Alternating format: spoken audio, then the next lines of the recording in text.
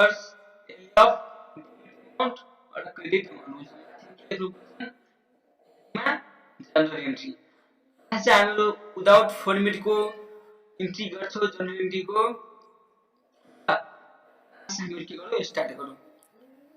आज क्लासमा हाम्रो रुल्स 8 देखि स्टार्ट गर्छौँ। जति सबै 2029 मा हामी के गर्छौँ हेर्नु त रुल्स 8 मा के छ कि गुड्स सोल्ड अन क्रेडिट।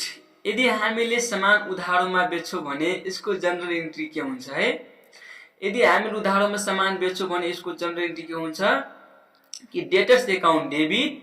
यदि डेटर्सको सट्टामा नाम दिएछ भने हामी नाम लेख्छौँ।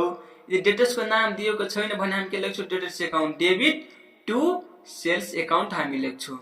यहाँ डेबिट एमाउन्ट हामी लेख्छौँ, यहाँ क्रेडिट एमाउन्ट हामी लेख्छौँ। बिगिनिङ लेखेला हामीलाई के लेख्नुपर्छ नरेसन लेख्नुपर्छ। नरेसन के को आधारमा लेख्नुपर्छ हामीलाई यही ट्रान्ज्याक्सनको क्वेशनको आधारमा हामीलाई नरेसन लेख्नुपर्छ। ल यसमा हेर्नु त गुड्स सोल्ड अन क्रेडिट छ भने यसमा पनि के लेख्छु गुड्स सोल्ड अन क्रेडिट। यो हाम्रो भयो नरेसन, यो भयो हाम्रो के इन्ट्री भयो, हाम्रो जनरल एन्ट्रीको इन्ट्री भयो। यसलाई तपाईहरुले फर्मेटमा इन्ट्री गर्नु होला। यो हाम्रो जस्ट एउटा रुल्स हो। अब हाम्रो एउटा ट्रान्ज्याक्सन हामीले क्वेशन यहाँ तल बनाएको छु एक्जाम्पलमा। एक्जाम्पल नम्बर ए मा हेर्नु त एक्जाम्पल नम्बर ए मा के भनेको छ। एक्जाम्पल नम्बर ए मा कि goods of RS 10,000 sold on credit है। यसमा के भनेको छ गुड्स सोल्ड हेर्नु त goods sold goods of RS 10,000 sold on credit. यदि हामीले सामान उधारोमा 10,000 को बेच्छौँ भने त्यसको जनरल एन्ट्री के हुन्छ डेटर्स एकाउन्ट डेबिट 10,000। हामी कतिको सामान बेच्यौ 10,000 को भने हामी 10,000 के गर्छौँ डेबिट गर्छौँ हैन। यदि हामीबाट के गयो सेल्स हामी गर्यो भने हामी के लेख्छौँ टु सेल्स एकाउन्ट क्रेडिट लेखेर हैन हामी यहाँ क्रेडिट ब्यालेन्स हामी के लेख्छौँ 10,000। हाम्रो डेबिट ब्यालेन्स र क्रेडिट ब्यालेन्स के हुनु पर्यो इक्वल हुनु पर्यो। फेरि हामी यसमा के लेख्छौँ नरेसन लेख्छौँ। बिगिनिङ लेखेर हामी के लेख्नु पर्छ हामीहरुलाई नरेसन लेख्नु पर्छ गुड्स सोल्ड अन क्रेडिट।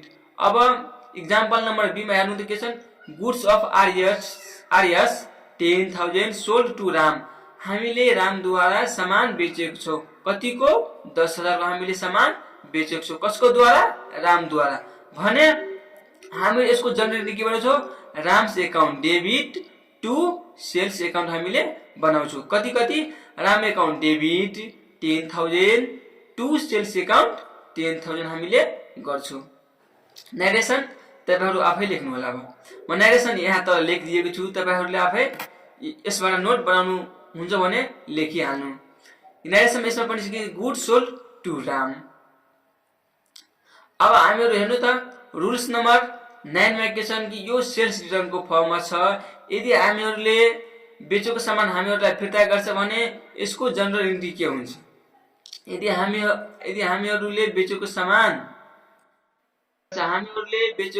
डेब्टर्सहरुले फिर्ता गर्छ भने त्यसको जनरल एन्ट्री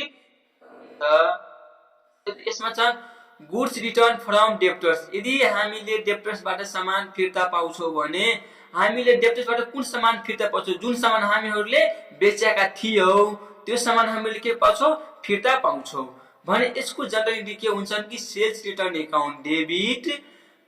यहाँ आरएस डेबिट हो भने आरएस छोटा यो छ नि एक्सएक्स यहाँ हामीहरु के लेख्ने यहाँ अमाउन्ट हामीहरुले लेख्ने।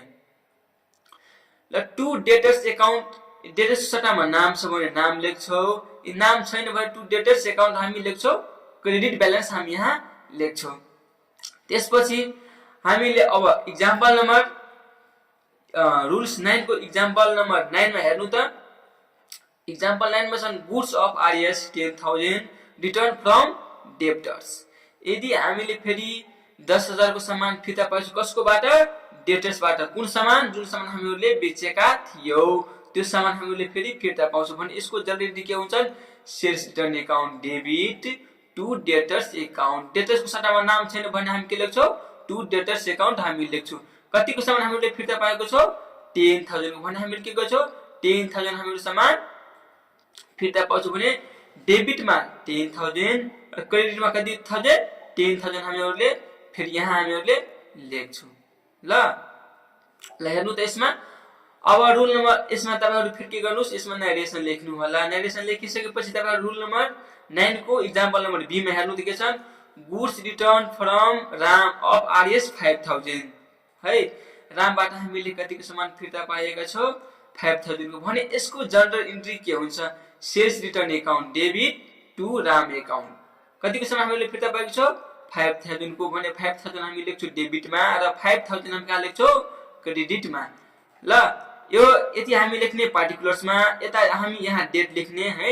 तपाईहरु के गर्नुस्, यसमा यसलाई जनरल इन्ट्रीको फर्मेटमा यसलाई तपाईहरु इन्ट्री गर्नु होला। अब रुल नम्बर 9 को एक्जाम्पल नम्बर बी को के थियो, नरेसन छ, गुड्स रिटर्न फ्रम राम। ल गुड्स रिटर्न फ्रम राम छ, त्यो एक्जाम्पल नम्बर बी छ रुल नम्बर 9 को। अब इनमा हेर्नु त के छ,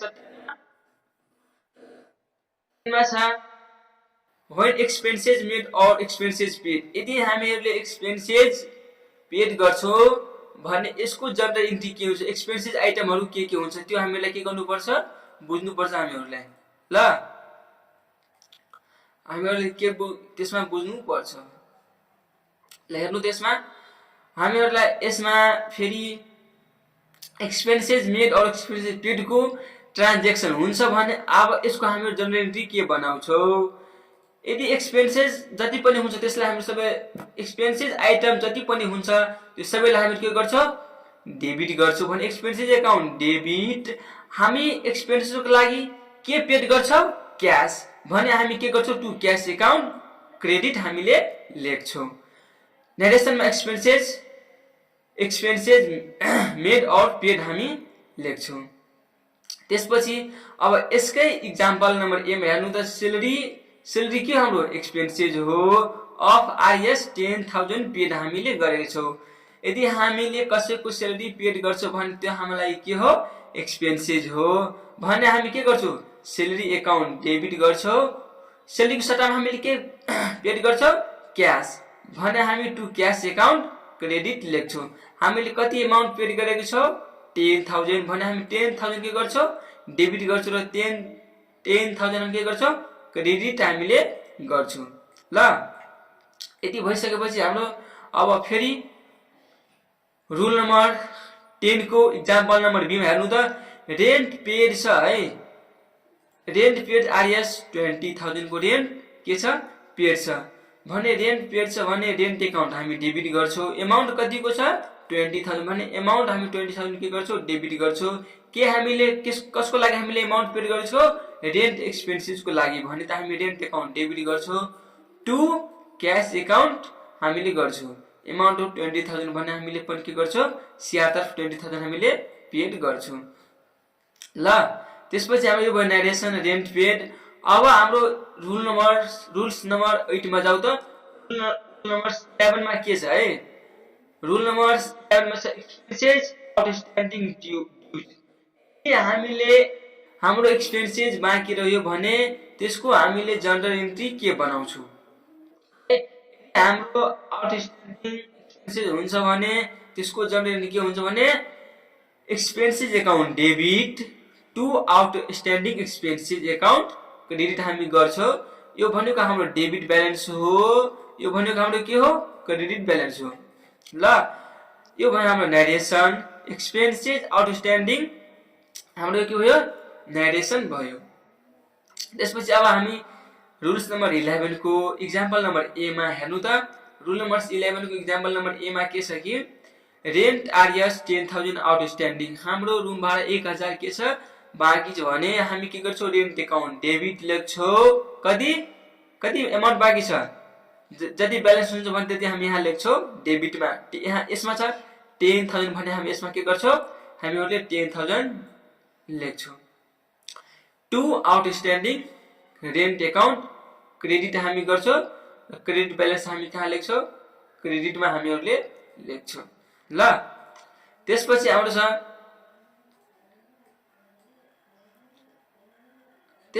छ, यो रुल्स नम्बर 11 को एक्जाम्पल नम्बर बी मा छ कि वेजेस अफ आरएस 10000 आउटस्ट्यान्डिङ।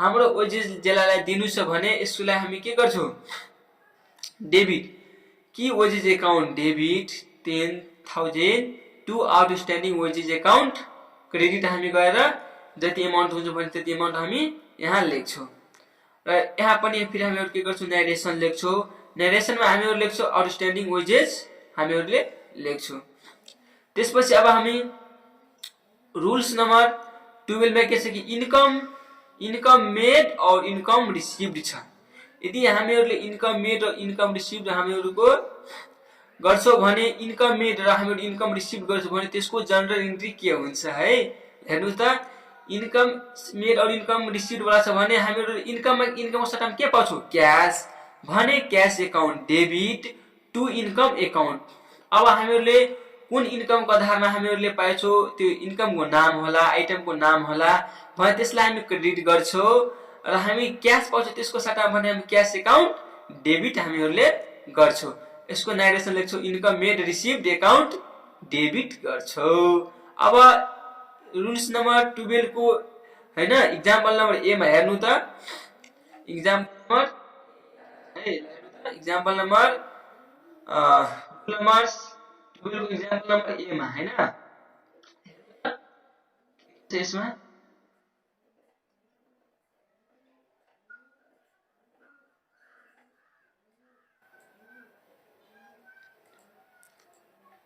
ल हेर्नु त एक्जाम्पल नम्बर ए मा के छ कि कमिसन आरएस 10,000 रिसिभ्ड हैन यसमा हामीले 10,000 के पाएछौं कमिसन रिसिभ्ड हामीहरुले गरेछौं भने यसको जनरल एन्ट्री के हुन्छ कि क्याश अकाउन्ट डेबिट किन हुन्छ कि हामीहरुले कमिसनको सट्टामा के पाएका छौं क्याश भने cash account debit to commission account हामीबाट के गइसक्यो अब कमिसन हाम्रो जुन बाँकी थियो त्यो हाम्रो गइसक्यो भने अब टु कमिसन अकाउन्ट हामीले लेख्छौं यहाँ नरेसनमा कमिसन रिसिभ्ड हामीले लेख्छौं बिगिनिङ लेखेर ल त्यसपछि अब हाम्रो फेरि छ एक्जाम्पल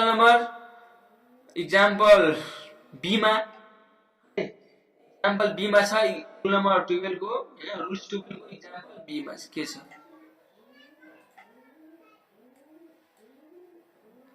ल हेर्नुस् त एक्जाम्पल बी मा के छ इन्ट्रेस्ट आइएस 20,000 रिसिभ्ड यदि हामीले ब्याज पाउँछौं 20,000 भने त्यसको जनरल एन्ट्री के हुन्छ हामी ब्याजको सट्टामा के पाउँछौं क्याश हैन यदि हामीले ब्याजको सट्टामा क्याश पाउँछौं भने हामीले क्याश अकाउन्ट डेबिट गर्छौं 20,000 हामीबाट के गइसक्यो अब टु इन्ट्रेस्ट अकाउन्ट हामीले लेख्छौं इन्ट्रेस्ट गइसक्यो भने कतिको 20,000 को भनेर हामी 20,000 के लेख्छौं यहाँ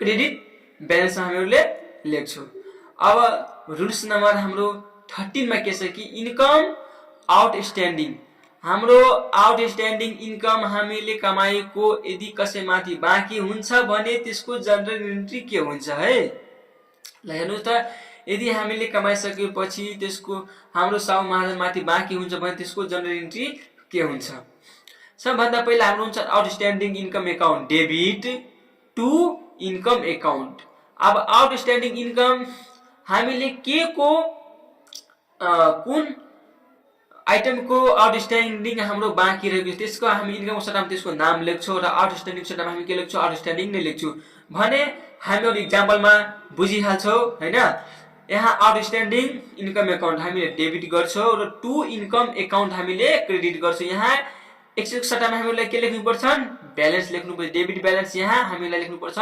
क्रेडिट ब्यालेन्स हामीहरुलाई लेख्नु पर्छ है यदि भइसकेपछि अब हामीहरुलाई फेरि लेख्नु पर्छ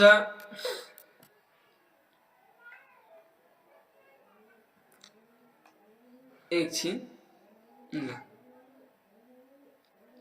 हेर्नुस् त अब एक्जाम्पल नम्बर ए मा के छ रुल्स नम्बर 13 को एक्जाम्पल नम्बर ए मा कमिसन आइएस 5,000 आउटस्ट्यान्डिङ हाम्रो कमिसन के छ 5,000 बाँकी छ आउटस्ट्यान्डिङ को मतलब के हो कि आउटस्ट्यान्डिङ भनेको बाँकी हाम्रो कमिसन बाँकी छ भने आउटस्ट्यान्डिङ कमिसन अकाउन्ट हामी के गर्छौं डेबिट गर्छौं कतिको 5,000 को भने हामी 5,000 हामी के गर्छौं यहाँ डेबिट ब्यालेन्समा लेख्छौं र टु कमिसन अकाउन्ट भनेर हामी लेख्छौं क्रेडिट ब्यालेन्समा हामी 5,000 हामीले लेख्छौं आउटस्ट्यान्डिङ अकाउन्ट हामीले डेबिट गर्छौँ, टु कमिसन एकाउन्ट हामीले क्रेडिट गर्छौँ भने 5,000 हामीले डेबिटमा लेख्छौँ र 5,000 हामीले के लेख्छौँ क्रेडिटमा हामीले लेख्छौँ।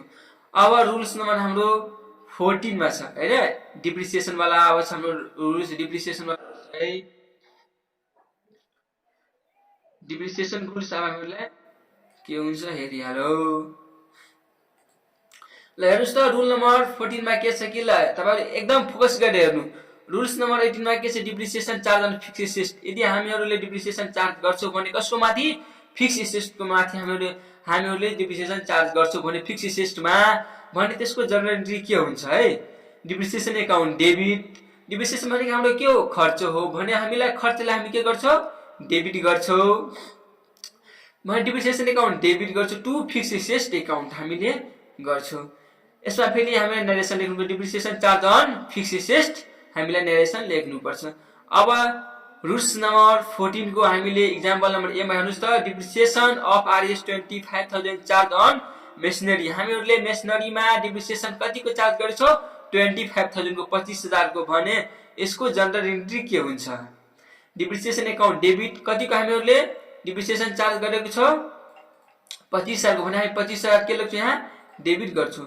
अब केमा हामी कुन फिक्स एसेटमा हामीहरुले डिप्रिसिएसन चार्ज गरेको छौं भने मेसिनरीमा भने हामी मेसिनरीमा के गर्छौं टु मेसिनरी एकाउन्ट क्रेडिट गर्छौं। यहाँ कतिमा लेख्छौं 25,000 हामीहरु यहाँ लेख्छौं। यहाँ यो ब्यालेन्स भनेको हाम्रो सीआर ब्यालेन्स हो, यो भनेको हाम्रो डीआर ब्यालेन्स हो।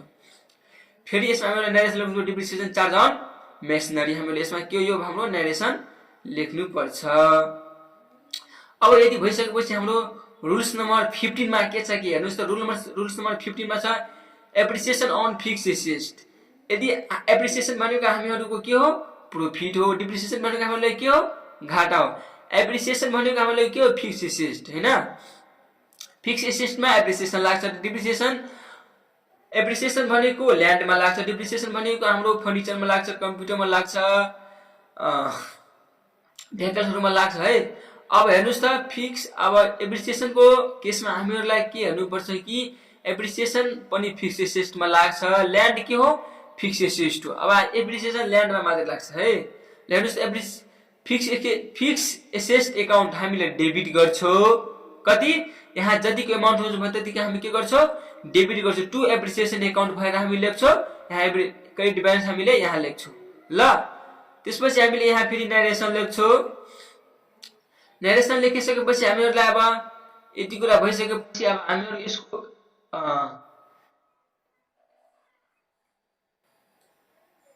यसको एक्जाम्पल हेर्नुस् त। यसको एक्जाम्पलमा के छ कि एप्रिसिएसन अन ल्यान्ड कतिको 5,000 मा 5 लाख को एप्रिसिएसन लागेको छ, केमा ल्यान्डमा 5 लाख एप्रिसिएसन भएको छ भने यसको जनरल एन्ट्री के हुन्छ, एप्रिसिएसन के भएको छ ल्यान्ड हो भने ल्यान्ड एकाउन्ट डेबिट हैन टु एप्रिसिएसन एकाउन्ट क्रेडिट हामी लेख्छौं। डेबिट ब्यालेन्स हामी डेबिटमा लेख्छौं र क्रेडिट ब्यालेन्स हामी के लेख्छौं क्रेडिटमा हामीले लेख्छौं। एप्रिसिएसन अन ल्यान्ड हामीले लेख्नु पर्छ। हामीले ट्रान्ज्याक्सन गर्दा हामीले के गर्नु पर्छ यसमा नरेसन लेख्नु पर्छ है। हस् ल विद्यार्थीहरु, आज क्लासमा यतिकै थियो। यदि तपाईहरुलाई यो भिडियो राम्रो लागेको होला भने राम्रो लागेको खण्डमा तपाईहरु के गर्नुस्, यो भिडियोलाई लाइक गर्नुस्, मेरो च्यानललाई सब्स्क्राइब गर्नुस्। ल साथीहरु, आज क्लासमा